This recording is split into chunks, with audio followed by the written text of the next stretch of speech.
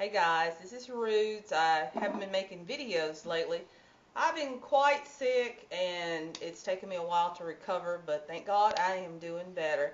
Shantae, thank you again, darling, for the earrings, and thank you for calling to check on me. I really appreciate that. Today we're going to make, well, I'm going to make again, I don't know why I'm always saying we, I'm going to make my hibiscus infused hair oil. I not only use this oil to put in my hair for deep treatments, I put it in my conditioners and shampoos. I occasionally put a tiny bit in my twist out oils or creams or what have you, but since this can stain everything, I do mean everything, you have to be really careful. So if you have blonde or strawberry blonde hair and you don't want a color change, this would not be a recipe for you to use. The reason we're going to do the infused hibiscus, as we know, is excellent for hair growth, stimulates hair growth, and I'll go over the ingredients in a second. We're going to use rose petals, and we're going to use a different oil today, and I'll get to that in just a second. So we're going to, I don't have the cameraman with me today, but we're going to work with this son of mine. We love you, son, but thank you. We're going to start off, and we're going to pan down to the table. We have rose petals. I had to do a barter with someone to do rose petals. I want to show you the difference in rose petals. These are the rose petals. And I want to show you the difference in the hibiscus flowers. And these are the hibiscus flowers. Look very similar. The hibiscus flowers are very hard and crunchy, and the rose petals are pretty pliable, but they look very similar.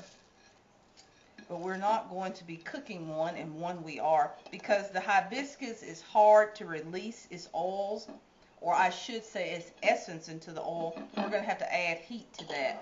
And the oil that we're going to use today, I normally use Parachute brand coconut oil, but Parachute is dear to me as far as cooking and putting in food items, and I also use this as one of my main skin oils. We're going to be using red palm oil. I was at a discount store, and this man had like bottles of this for $1 because it's going to go out of date in 2 months. He had maybe 5 or 10 bottles, and I bought 6 of them, and another lady got the other ones. But I found out with red palm oil, of course you use it in a lot of cooking and things like that, but it helps with psoriasis, damaged skin, treats eczema, it softens hair, increases the elasticity, antibacterial, and one of the main reasons I decided to use the red palm oil this time, which also will stain everything, so be careful ladies, is when you add heat to red palm oil, it loses none of its nutrients. So since this is something that I'm going to have to heat and infuse the oil that way, I want to use an oil that's still going to keep all its vitamins and minerals and things like that. And we're going to come around to the stove and we're going to get started. So come along, son, and here we go. We have about a cup of the dry hibiscus flowers. We're going to put that in a totally dry pot. We also have a cup, a liquid measure cup. See how thick that stuff is? Of hibiscus oil. Not hibiscus oil, I'm lying. Red palm oil. And we're going to heat this for 10 minutes to get the hibiscus flowers to start releasing their essence into the oil. This is going to be put in a glass jar and infused for several weeks. I have maybe 1 or 2 treatments of this left in my cabinet, and since I know this is going to take me a while for this to infuse, I figured I'd film this and get this started early. So we'll get that in the jar, and this is just red palm oil also. I take it out of the plastic bottle and put it in a glass jar. I think it's better to store things in glass when you can. And we're going to run this on a very low flame. Let's turn that down. And we're going to infuse this. We're going to infuse this for maybe 10 to 15 minutes. The oil is going to melt, of course. Let me make sure I got all of it out. The oil is going to melt, of course, and then the flowers are going to start releasing their wonderful hibiscus essence. We're not going to strain the flowers out of the oil when we put it in the jar, but we'll come back to that in a minute, and we're going to pause. Hey guys, we are finished with heating the petals and the red palm oil. And as a recap, we had a cup of the dried hibiscus flowers, and we had a liquid measure cup of the red palm oil. You can also do this with coconut oil. Okay, let me show you this. That's pretty hot too, so please be careful. Please be careful. I almost overheated it, truth be told. I heated it where it's just warm for about a total of 10 minutes. I would say it was about 10-12 minutes. Pretty hot. Let me show you. Let me get a spoon before I pour this in there. You can kind of see the red palm oil is pretty orange in its own self. But if I had a better camera, it would show that it has just a little bit of tint of the hibiscus. I'm going to pour this into the measuring cup because I want to make sure that I don't spill any of this hot oil on me first of all.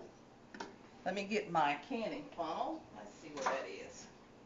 We're also going to put a cup of rose petals into the jar. The rose petals help increase blood flow to the hair follicles, helps with growth. The hibiscus, oh my, thickens the hair, strengthens the hair. But like I said, if you have light color hair and you do not want your hair stained, this would probably not be an oil for you. Let me pan up for me, son. I don't know if you can see the reddish tint to my hair. I've been using the hibiscus quite a bit, and it really does kind of give a reddish tint to your hair, almost like henna if you ask me. And we did not warm or heat or cook the rose petals in any way. I don't want to destroy the vitamin C in it. We're going to go ahead and pour the hibiscus flowers and the red palm oil in there, and then we're going to spoon the hibiscus flowers in there also. This is going to sit in the cabinet for about 3 weeks. The first week I'm going to shake it about every 2 to 3 days, and I'm going to let this cool very much so before I put the cap on it, because I don't want any bubbles or any chance of condensation or things like that. And at the end of 3 weeks we will come back and we will strain this and add essential oil, whatever smell that you like. I usually do not add an essential oil. Sometimes I'll add a little bit of rosemary oil just because of the stimulating properties to it. But let me show you the inside of the pot. Like I said, this stains everything. I have done the red palm oil 2 or 3 times in my conditioner, and man, that stuff, pan up darling, that stuff really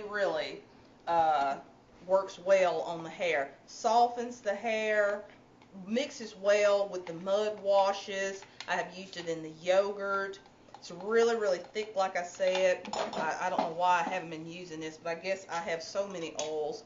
And after that is totally cool, I'm going to put the top on that and let that steep for about 3 weeks, and I'll shake it.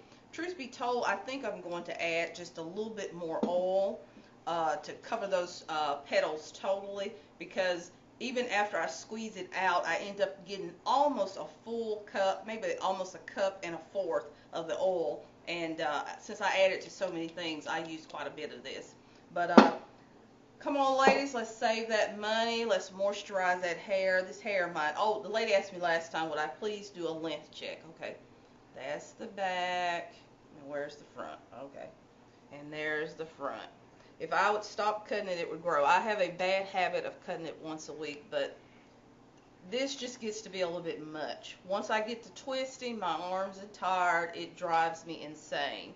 Besides, I'm going to be 50 in about 2 years, and I don't know. I don't know if I'm going to just be going down this journey with long hair, so we'll see. But let's make some hibiscus infused oil and get that hair nice and thick. Gentlemen also, a gentleman asked me about this, so let's use this on our hair. Let's grow some hair, nice and strong. Bye-bye, guys.